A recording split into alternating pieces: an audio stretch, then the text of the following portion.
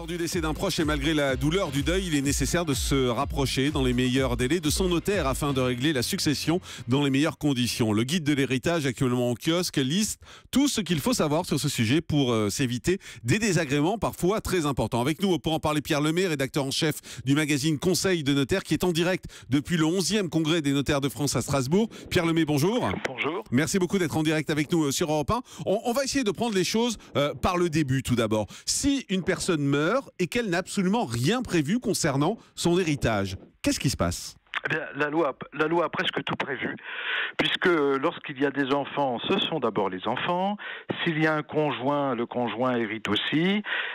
S'il n'y a pas d'enfants, pas de conjoint, et s'il y a encore les pères et mères, ce sont les pères et mères. S'il y a des frères et sœurs, les frères et sœurs.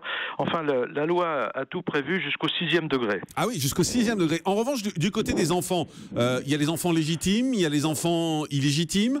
Ça se passe comment entre eux ?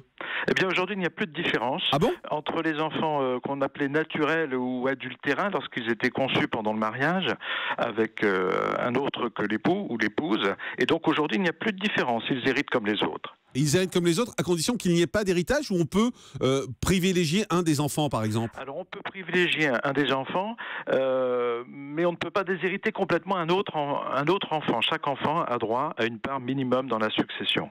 Dans le testament, finalement, quelle est notre marge de manœuvre ? Ça dépend du nombre d'enfants. Si vous avez un enfant, vous avez une marge de manœuvre de moitié. Si vous avez 2 enfants, c'est 1/3. Et 3 enfants ou plus, c'est 1/4. D'accord. Est-ce qu'on peut décider dans son testament que, pour une raison ou une autre, sa femme ne touchera rien et tout ira aux enfants ? Ou vice-versa ? On peut déshériter entre guillemets son conjoint. Ouais.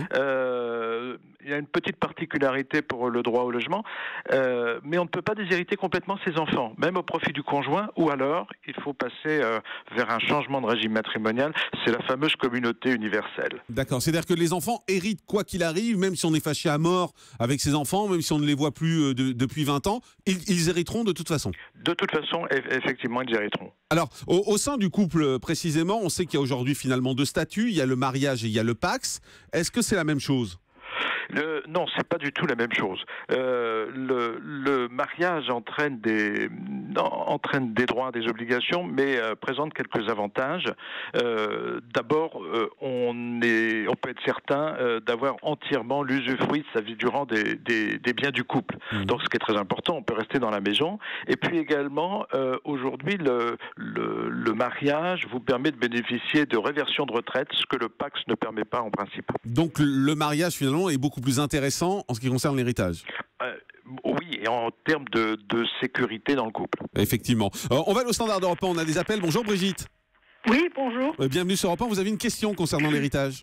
Eh bien oui, parce que on me dit que lorsqu'on a des enfants, il faut de son vivant faire le nécessaire pour que les biens qu'on leur transmet ne soient pas sujets à droit de succession. C'est-à-dire faire un don de son vivant plutôt qu'attendre son décès, c'est ça ? Eh bien, ne pas attendre le décès pour leur le donner et qu'on en ait après que l'usufruit, si vous voulez, tant qu'on est vivant.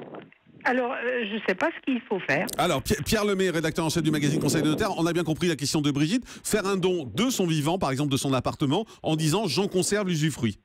C'est vrai que ça présente un avantage fiscal puisque vous n'allez pas déclarer la totalité de la valeur du bien, mais uniquement la valeur de la nue propriété, c'est-à-dire la propriété moins l'usufruit.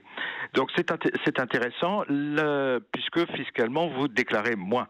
Mais il ne faut pas oublier que peut-être vous pouvez avoir besoin dans le futur de certains de vos biens, notamment si vous partez en maison de retraite, il faudra peut-être régler la maison de retraite et votre capital peut être à ce moment-là nécessaire. Fiscalement, une chose importante, c'est que chaque enfant a un abattement de 100 000 €, c'est-à-dire par parent et par enfant. Un couple qui a 2 enfants, il y a donc 400 000 € d'abattement. Si vous avez un patrimoine inférieur à 400 000 € d'abattement, il ne faut peut-être pas se précipiter pour faire des donations. Alors, on parle des droits de succession, justement. Je crois qu'il était possible jusque-là d'étaler sur 5 ans le paiement des droits de succession. Aujourd'hui, la loi a changé les choses. Oui, la loi a changé les choses en restreignant cette durée pour des raisons fiscales qui sont évidentes, puisque au maximum, on peut aller maintenant sur 3 ans. C'est-à-dire maximum 3 ans aujourd'hui pour payer les droits de succession au lieu de 5 ans auparavant. Absolument. À partir du moment où dans la succession, vous avez une majorité de biens qui ne sont pas faciles à vendre, des immeubles ou des parts de société, c'est différent, bien évidemment, lorsqu'il n'y a que des liquidités, où là, on peut payer tout de suite. Est-ce que votre conseil aujourd'hui pour tous les auditeurs d'Europe 1 qui nous écoutent, c'est, quoi qu'il arrive, de faire un testament ? Non, parce qu'il y a des moments où vraiment ça ne se justifie pas. Il y a par contre des moments où c'est intéressant. Vous n'êtes pas obligé par un testament de chercher à avantager un enfant. Vous pouvez simplement vouloir répartir vos biens entre vos enfants. À mon fils, je laisse ceci, à ma fille, je laisse cela, et puis ils prendront la différence pour être à égalité dans mes comptes. Et à quel âge il faut commencer à penser à faire un testament ? Ah ben, il n'y a pas d'âge pour ça. Dès qu'on a un petit peu de patrimoine, on peut être soumis plus ou moins à fiscalité. Dès l'âge de 20 ans, pourquoi pas, si on a, ou 25 ans, dès qu'on a un peu de patrimoine. D'accord, ou quand on commence à se fâcher avec sa femme.